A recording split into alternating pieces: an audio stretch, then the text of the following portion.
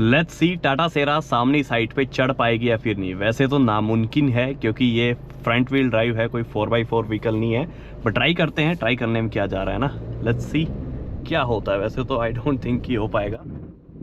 ये देखो यार, इस गाड़ी को जो है ना मैं रिमोट से तो नहीं चला सकता हैरियर ईवी की तरह, बट अंदर बैठ के जरूर चलाऊंगा। और आज जो है डिटेल्ड ड्राइव रिव्यू करने वाले हैं टाटा सिएरा का।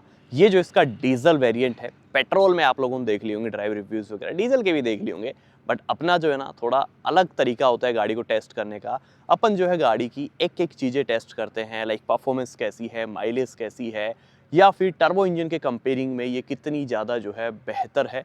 सारी चीज़ें इस वीडियो में मैं देखने वाला हूँ। लेट्स सी कैसी परफॉर्मेंस आपको मिलेगी 118 bhp पे एंड 250 Nm टॉर्क आपको मिलता है। तो ये जो इंजन है ना, इसके अंदर कोई रिफाइनमेंट लेवल बढ़े हैं या फिर सेम वैसा ही परफॉर्म कर रहा है। A to Z सारी चीज़ें अपन इस वीडियो में कवर करने वाले हैं। तो चलिए जी करते हैं स्टार्ट एक detailed drive review of this Tata Sierra diesel automatic. तो चलिए जी करते हैं ड्राइव को स्टार्ट। और सबसे पहले तो ये इतना बढ़िया प्यारा डैशबोर्ड इसमें दिया है ना कि आपको देख के लगेगा किसी टाटा में नहीं बल्कि आप किसी लग्जरी ब्रांड की गाड़ी में बैठे हो। बट टाटा ने भी जो लग्जरी इसके अंदर एड ऑन किए हैं सही में कमाल किया। अब ये डीजल इंजन की आवाज़ सुनो, सेम वैसी ही आवाज़ है जैसे सफारी और हैरियर में आती है ना, कुछ वैसा सा जो आपको फील होगा। अब ये इंजन जो है ना कैसा है चलने में, टेस्ट कैसा है, वो सारी चीज़ें आपको बताता हूँ। उससे पहले कारप्ले की स्क्रीन वगैरह आप लोग चेकआउट करो, कुछ इस तरीके की है। बाकी उधर एक स्क्रीन है, उसके अंदर आप अपने हिसाब से गेम्स वगैरह प्ले कर सकते हो और वो सारी चीज़ें, मतलब आप नहीं, साइड में को पैसेंजर।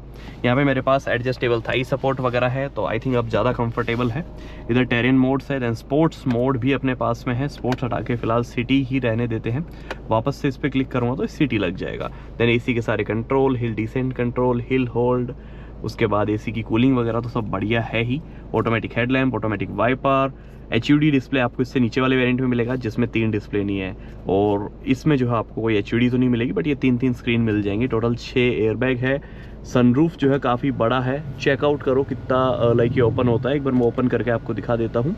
सो फिलहाल जो है पूरा कर्टेन पीछे जाएगा, वो पीछे तक जाएगा, लाइक बूट के ऊपर तक जो है कर्टेन दे रखा है। देख रहे हो कहाँ तक है यार, लिटरली। अभी आप सनरूफ चेकआउट करो यार, इसका सनरूफ ओके हल्का सा पीछे तक आपको ले जाना पड़ता है बटन।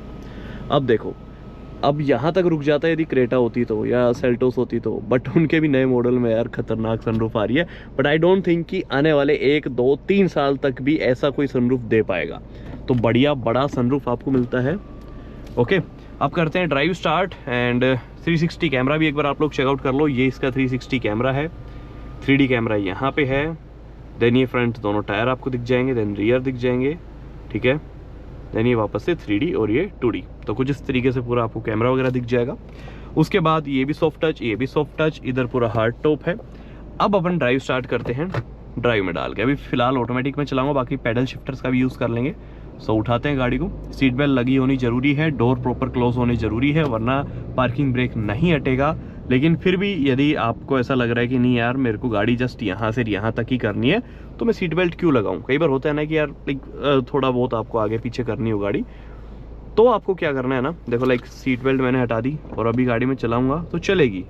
बट वहीं पे यदि मैंने एक बार पार्किंग में डाल दिया और अब यदि मैं ड्राइव करके और फिर चलाऊंगा तो ये नहीं चलेगी, नहीं चलेगी। देखो टायर घिसेंगे पीछे बट गाड़ी नहीं चलेगी। ऐसे में क्या करना है, आपको पी को होल्ड करके रखो। आपको अपने ब्रेक पैडल में एक हल्का सा ना ब्रेक रिलीज होने वाला जो है सेंसेशन फील होगा। उसके बाद डालो ड्राइव और आपकी जो गाड़ी है वो रेडी टू गो। बाकी डाल लेते हैं seat belt. I don't recommend कि आप बिना सीट बेल्ट के चलाओ। ओके, सीट बेल्ट अपन ने लगाई। अभी ये जो गियर बॉक्स है नया 6 स्पीड का टॉर्क कन्वर्टर, ये ऑलरेडी लाइक जो है आप लोगों ने TGDI में भी देख लिया होगा, वही सेम गियर बॉक्स है। अब ये जो गियर बॉक्स है ना बड़ी ही लाइक ऐसे सॉफ्टली गियर शिफ्ट करता है, पता नहीं चलेगा आपको ज़्यादा कुछ खास, क्योंकि डीजल इंजन है। वो टर्बो में तो बिल्कुल भी पता नहीं चलता, इसमें तो फिर भी चलो ठीक है, लाइक इंजन की जो आवाज़ चेंज होती है उससे आपको पता चल जाएगा, बट ऐसा कोई झटका वगैरह फील नहीं होती, नथिंग। मतलब काफ़ी स्मूथ गियर शिफ्टिंग है। देन अब अपन थोड़ा व्यूइंग एंगल की बात करें कि जब मैं गाड़ी में बैठा हूँ फर्स्ट इंप्रेशन मेरे क्या है, क्योंकि मैं भी इसको फर्स्ट टाइम ही चला रहा हूँ। वैसा तो ऑलरेडी 200 किलोमीटर चला चुका, बट आज अपन फर्स्ट टाइम इसको ड्राइव कर रहे हैं। यहाँ पे पूरा बोनेट आपको दिखेगा। सीट हाइट जो है ना फुल लो पे कर रखी है मैंने, इससे ज़्यादा लो नहीं होगी। अब मेरे को क्या पसंद है कि थोड़ी डाउन करके चलाऊं, तो अब इससे ज़्यादा डाउन मैं कर ही नहीं सकता, तो ये लोवेस्ट हाइट है। अब इससे ऊपर यदि मैं करूँगा तो फिर आपको पूरा बोनेट भी दिखेगा, सब कुछ दिखेगा। अभी भी दिख रहा है, मतलब इस हाइट से भी मैं बोल सकता हूँ सब कुछ दिख रहा है, और अभी भी मेरे को ऐसा फील हो ही नहीं रहा कि मैं सीट नीचे करके बैठा हूँ, अभी भी ऐसा लग रहा है कि सीट ऊपर करके बैठा हूँ। तो वो चीज़ यहाँ पे है। बाकी गाड़ी के पिलर्स जो है कहीं से कोई व्यू ब्लॉक आपका नहीं करेंगे। हिल वगैरह में हो सकता है कि जो बहुत ज़्यादा ऐसे शार्प टर्न्स वगैरह होते हैं ना, लाइक हिल्स के जो टर्न्स वगैरह होते हैं वहाँ पे थोड़ा वो डिस्टर्ब करे, बट ऐसे नॉर्मली कोई दिक्कत नहीं आती इसमें। क्या किसी भी गाड़ी में कोई दिक्कत नहीं आती ऐसे तो। ओके, उसके बाद अभी जो इसकी लाइक माइलेज वगैरह हमने टेस्ट की, वो लगभग लास्ट 165 किलोमीटर में 16.2 की माइलेज दी है। तो ये जो डीजल इंजन है ना, ये स्पेशली बना तो उन लोगों के लिए ही है जिनकी रनिंग थोड़ी ज़्यादा है और जिनको चाहिए कि हाँ एक फ्यूल एफिशिएंट इंजन मिल जाए और जो बढ़िया माइलेज दे दे। तो ये जो इंजन है ना, ये उठा लेना, सिटी में 12-13 की माइलेज देगा आराम से, हाईवे पे आराम से 16-17 की तक लाइक जो है माइलेज आपको दे देगा। तो माइलेज में भी कोई दिक्कत आपको इस इंजन के साथ में नहीं आएगी। उसके बाद अब टाटा बोल रहा है FDD सस्पेंशन इन्होंने ऐड किया अपने लाइक इस व्हीकल में। सो FDD सस्पेंशन का क्या मतलब है? देखो, FDD सस्पेंशन जो है ना, रोड के लाइक रोड का जो पूरा स्ट्रक्चर है उसे देख के, रोड के पूरे पैटर्न को देख के अपने आप को अडेप्ट कर लेता है। तो उसमें क्या होगा, ख़राब रोड होगा तो ऑटोमेटिकली हल्का सा सॉफ्ट आपको फील होगा, हाईवे है तो हल्का सा हार्ड आपको फील होगा, तो वो ऑटोमेटिकली एडजस्ट कर लेता है। ऐसा मतलब अभी तक जो मैंने देखा वो समझ में आया। बट कंफर्ट की बात करूँ तो टाटा की चाहे कोई भी गाड़ी उठा के देख लो, सब में सस्पेंशन बढ़िया है। सस्पेंशन वाइज टाटा को कोई बीट कर ही नहीं सकता। तो सस्पेंशन अभी भी बढ़िया है, पहले भी बढ़िया थे, और इस सेरा में भी जो है बढ़िया सस्पेंशन दिए है। 3-3 स्क्रीन यहाँ पे लगी है, तो अगेन रिच फील आपको आएगी जब गाड़ी में चला बैठोगे। एंड ये जो आप AC वेंट्स देख रहे हो ना, ये भी आपको कहीं ना कहीं रेंज रोवर की जो स्पोर्ट्स वगैरह है उसके AC वेंट्स की याद दिलाएगी। मतलब कुछ वैसे ही जो है इसको भी इंस्पायर्ड रखा है, और इसलिए लोग मिनी डिफेंडर बोल भी रहे हैं। दिखती भी है यार, रोड प्रेजेंस भी अच्छी है। अब बाहर से आप लोग चेकआउट करो, जब रोड पे चलती है तो क्या शानदार लगती है, मतलब रोड प्रेजेंस निकल के आती है।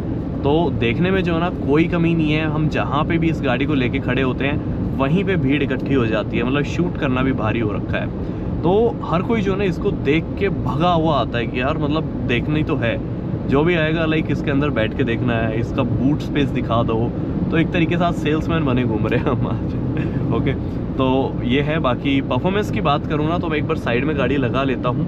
देखो, कंफर्ट वगैरह में आई डोंट थिंक कि कोई दिक्कत आएगी, स्पेस वाइज तो कोई दिक्कत है ही नहीं, सस्पेंशन भी बढ़िया है। तो ख़राब रोड, हाईवे, सब जगह आपको मज़ा आएगा। उसके बाद आती है मेन परफॉर्मेंस जो अपने को चाहिए। माइलेज तो दे ही देगा। अब डालता हूँ मैं स्पोर्ट्स मोड, और ओके स्पोर्ट्स मोड डाला नहीं, अब डला है स्पोर्ट्स मोड। अब मैं उठाता हूँ इसको 0 से। ओके, आप लोग चेकआउट करना, इसका टॉप एंड भी अपन टेस्ट कर लेंगे। ओके, उतना ज़्यादा फास्ट नहीं है यार जितना लाइक होना चाहिए, क्योंकि गाड़ी में वेट भी बढ़ गया ना। अब यही इंजन जब मैं कर्व वगैरह में चलाता हूँ तो वो फास्ट फील होता है, कर्व, नेक्सॉन, लेकिन यहाँ पे उतना ज़्यादा फास्ट फील हो नहीं रहा। अब इसमें फास्ट पता है क्या है? टर्बो TGDI 160 bhp, वो देता है ज़बरदस्त पावर यार, उसको चलाने में भी आपको मज़ा आएगा। अब ये चेकआउट करो 134, 130, मतलब 140 के आसपास चलेगी ये गाड़ी अपनी 5th गियर में। अभी D6 इसने शिफ्ट भी नहीं किया है, अभी 5th गियर में ही है, और 155 के आसपास हम जा चुके हैं। लेट्स सी क्या टॉप एंड निकल के आता है, क्योंकि डीजल इंजन है, बहुत ज़्यादा ऐसे भगाने का इंजन तो नहीं है। माइलेज निकालो इससे बढ़िया और लॉन्ग टर्म तक रखो, 10 साल तक तो कोई दिक्कत है ही नहीं। बाकी बाहर की जो विंड नॉइस है वो भी काफ़ी आ रही है अंदर, ऐसा बिल्कुल साइलेंट कैबिन में नहीं बोलूँगा, आवाज़ आ रही है अच्छी खासी। अभी 6th गियर में है ये, और 6th गियर में ये देखो 165 के बाद स्ट्रगल करती है, उसके बाद ये जाने में थोड़ा टाइम लेती है, और वो ले रही है देखो 167। वहीं पे ये मैं मैनुअल में M5 मैंने डाल दिया, अब ये 170 के आसपास टच कर सकती है। तो आप लोग चेकआउट करो। अब रोड बिल्कुल खाली है, दैट्स वाई हमें टेस्ट कर रहे हैं, और ये रोड चालू हुआ नहीं अभी, तो बहुत कम ट्रैफिक है। सो 167 तक मतलब ये जाके रुक गई है ना, उसके बाद ये स्ट्रगल ही कर रही है। और अभी मैं 6th गियर डाल भी दूँ तो 170, 171, 172, बस यही इसका टॉप एंड है। इससे ज़्यादा डीजल इंजन आपका नहीं जाएगा। अब इससे ऊपर जाना है 190 के आसपास, तो टर्बो TGDI ले लो, वो अच्छा खासा टॉप एंड आपको निकाल के देगा। 16.2 से 15.8 माइलेज हो गई है। अब ऐसे चलाओगे तो माइलेज कोई भी गाड़ी नहीं देगी, बट यस, अभी मैं एक बार वापस से ट्रिप बी को जो है एक बार रीसेट कर लेता हूँ और आपको दिखाता हूँ कि यदि मैं एक ऐसी स्पीड पे चलूँ जिस पे आप लोग सोचते हो कि इस स्पीड पे चला के हम इससे माइलेज निकाल लेंगे। 99 पे मैं चलाता हूँ, छोड़ो क्रूज़ हटा लेता हूँ क्योंकि एडेप्टिव क्रूज़ कंट्रोल आपको इसमें मिलता है। और एडेप्टिव क्रूज़ कंट्रोल में क्या होता है, सामने वाली गाड़ी को फॉलो करती है गाड़ी और फिर आप चला ही नहीं पाओगे क्योंकि सामने वाला चलेगा 60 की स्पीड में, आप कैसे चलोगे। तो अब मैं चलाता हूँ इसको लाइक 100-110 के आसपास और लेट्स सी क्या माइलेज MID में शो करती है। फिलहाल 15.3 शो कर रही है, बट यस जैसे ही मैं 3-4 किलोमीटर और चलूँगा तो जो माइलेज है वो बढ़ती हुई जाएगी। फिलहाल 14 हो गई है। ओके लेट्स सी, थोड़ी देर और चलाते हैं और फिर पता चलेगा कि क्या कुछ जो है माइलेज दिखा पाती है। उसके बाद मैं आपको म्यूज़िक क्वालिटी टेस्ट करा देता हूँ कि इस गाड़ी में जो म्यूज़िक सिस्टम है वो कैसा है ना, वो आप लोग अभी चेकआउट करना है। NCS का कोई भी मैं गाना यहाँ पे प्ले करूँगा तो आप लोग चेक करना जो म्यूज़िक की क्वालिटी है वो कैसी है। तो फिलहाल यहाँ पे थोड़ा टाइम ले रहा है। ओके चल गया है, ये चेकआउट करो।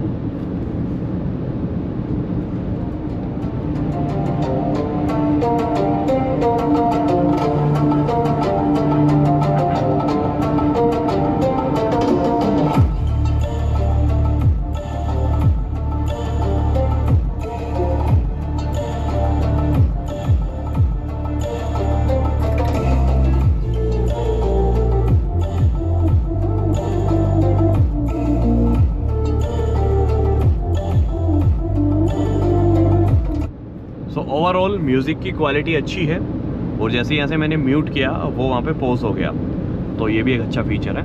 अब नेक्स्ट कुछ चीज़ों के बारे में बात करूँ तो देखो टायर्स की उतनी ज़्यादा नॉइस अंदर नहीं आती क्योंकि टायर इसमें ऑलरेडी बढ़िया क्वालिटी के लगे हैं और फिर रोड भी अच्छा है, तो अंदर कोई बहुत ज़्यादा विंड लाइक ऐसे नॉइस नहीं आ रही, tyre noise, but wind noise आती है। और गाड़ी के अंदर बॉडी रोल है कि नहीं है वो भी अपन टेस्ट करेंगे, लेकिन जो विंड नॉइस है वो तो देखो यार आपको फील होगी। अभी 100 पे मैं चल रहा हूँ फिर भी मेरे को हल्की बहुत बाहर से फील हो रही है विंड नॉइस वगैरह। बाकी यदि बात करूँ इस इंजन की लाइक NVH लेवल्स वगैरह, तो वाइब्रेशन वगैरह कोई खास फील नहीं हो रही है ना। सीट पे कोई भी वाइब्रेशन नहीं है, ना मेरे लाइक थ्रोटल पैडल में कोई वाइब्रेशन है, तो मेन यहीं से पता चल जाता है कि लाइक यार इंजन की रिफाइनमेंट कैसी है। तो ओवरऑल इंजन का जो रिफाइनमेंट लेवल है वो बढ़िया है, कोई दिक्कत आपको नहीं आने वाली उससे रिलेटेड। उसके बाद एडास लेवल 2 आपको मिलता है। सो सपोज़ अभी जो है ये ऑटो असिस्ट पे है, लाइक लेन असिस्ट पे। सो लेट्स सी कैसा काम करता है। हालांकि इसमें जो ना और थोड़ा बेटर एडास हो सकता था कंपेयरिंग टू सफारी या फिर हैरियर ईवी। हैरियर ईवी का जो है एडास मेरे को अभी तक का सबसे बेस्ट लगा है। अभी लेन को फॉलो भी करता है और लेन में गाड़ी को रखता भी है। देखो बाहर जा रही है, उससे बाहर जाने से पहले ही अंदर ले रहा है, तो ये चीज़ अच्छी है इसकी। बट ये बहुत ज़्यादा देर तक ऐसे लाइक लेन को लाइक ऐसे फॉलो नहीं करता। लेन के अंदर गाड़ी को रखेगा बट लेन को फॉलो नहीं करता बहुत ज़्यादा टाइम तक। अब मैं देखो 110-120 कैसे चल रहा हूँ, आप खुद ही देखो 16.6 की माइलेज स्टिल गाड़ी शो कर रही है। ये माइलेज आपको किसी भी NA इंजन से नहीं मिलेगी, किसी भी टर्बो इंजन से नहीं मिलेगी, पेट्रोल टर्बो से। सिर्फ डीजल अकेला इंजन है जिसकी वजह से माइलेज आप अचीव कर सकते हो। तो यदि आपको माइलेज अच्छी चाहिए ना, तो मैं बोल रहा हूँ कि डीजल इंजन उठा लो आँख बंद करके। अब हल्की सी मैंने गाड़ी स्लो की, बहुत ज़्यादा ऐसे डाउन भी नहीं की, और जो माइलेज है वो 17 प्लस चली गई है, 17.4 के आसपास आ गई है। तो ओवरऑल जो ये इंजन है ये बना ही माइलेज के लिए है। परफॉर्मेंस हालांकि उतनी ज़बरदस्त मेरे को नहीं मिली, बट माइलेज मेरे को बढ़िया मिली, इससे मैं कभी भी डिसपॉइंट नहीं हुआ। और फुल टैंक कराया था हमने 700-800 के आसपास, इसके फुल टैंक में आप चला लोगे आराम से, कोई दिक्कत नहीं आएगी आपको। देन आपके पास सनशेड है, ये भी लाइक एडजस्टेबल है, इसको आप नीचे की तरफ एक्सटेंड कर लो। बट यदि आपने ऐसे कर लिया तो कुछ भी नहीं दिखने वाला, इसको फिर आपको फोल्ड ही करना पड़ेगा या फिर आगे की तरफ करके रखो। ORVM में अच्छा व्यू है, विंडोज़ बड़ी बड़ी है तो बढ़िया व्यू आपको मिलता है। बट ऐसे UV कट ग्लासेस होते ना प्रॉपर तो ज़्यादा मज़ा आता है, क्योंकि फिर वो धूप चुभती नहीं। अभी क्या ना धूप चुभती है अंदर की तरफ, तो UV कट ग्लासेस इसके अंदर होने चाहिए थे। उसके बाद जो ब्रेकिंग वगैरह है वो कैसी है वो मैं टेस्ट कर लेता हूँ। अभी अपन एक अच्छी सी स्पीड पे जाते हैं। ओके 120 के पीछे जो ना थोड़ा ट्रैफिक है तो थोड़ा गैप अप कर लेता हूँ ताकि ब्रेक अपन अप्लाई करें तो पीछे कोई व्हीकल ना हो। तो ये चीज़ हमेशा ध्यान रखनी है आपको भी। अब देखो 140 पे मैं हूँ, अब ब्रेक करता हूँ 3, 2, 1। ओह माय गॉड, पीछे स्मोक आया था टायर्स से। ज़बरदस्त ब्रेकिंग, अल्टीमेट, मज़ा आ गया।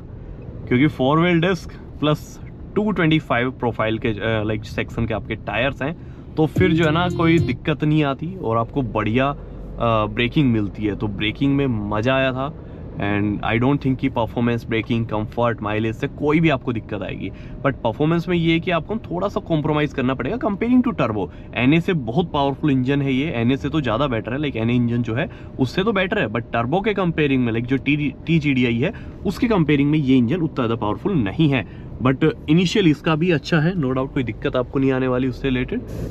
लेट्स सी अभी राउंड अबाउट पे ये पूरा गोल चक्कर यहाँ पे है, तो इस पे कैसी स्टेबिलिटी है, क्या कुछ जो है इसका बॉडी रोल है वो चेक कर लेते हैं। ओके, अभी 60-70 पे अपन चल रहे हैं। अभी तक तो काफ़ी स्टेबल फील हो रही है, कोई बॉडी रोल ऐसा सच खास फील नहीं हो रहा। और ये जो रोड है ये थोड़ा ऐसा है लाइक मिट्टी मिट्टी सी है इसके ऊपर थोड़ी सी। ओके, तो कुछ इस तरीके का था। बाकी वापस से यहाँ से टर्न लेते हैं और वापस से एक बार ट्राई करते हैं, क्योंकि इधर से कोई ट्रैफिक नहीं आ रहा, कोई कुछ नहीं, क्योंकि सब बंद है रोड अभी। तो स्टेबल तो है यार गाड़ी, क्योंकि एक तो टायर्स इतने बढ़िया प्रोफाइल के हैं इसमें टॉप एंड मॉडल में। हालांकि बेस मॉडल में आपको 17 इंचेस ही मिलेंगे, बट यस टॉप एंड के अकॉर्डिंग ये काफ़ी बढ़िया स्टेबिलिटी आपको प्रोवाइड करा रही है। बट कंफर्ट आपको बेस मॉडल में ही मिलने वाला है, क्योंकि उसमें आपको ना हाई प्रोफाइल टायर्स मिलेंगे, तो उसकी वजह से बढ़िया आपको कंफर्ट मिल जाएगा। तो यार ये था आज की वीडियो में, जितनी भी मेन चीज़ें थी मैंने कवर की। बाकी कोई भी आपके डाउट्स हो तो प्लीज़ कमेंट करना। बाकी मिलते हैं नेक्स्ट वीडियो, तब तक के लिए जय Hind, Vande Mataram, love you guys.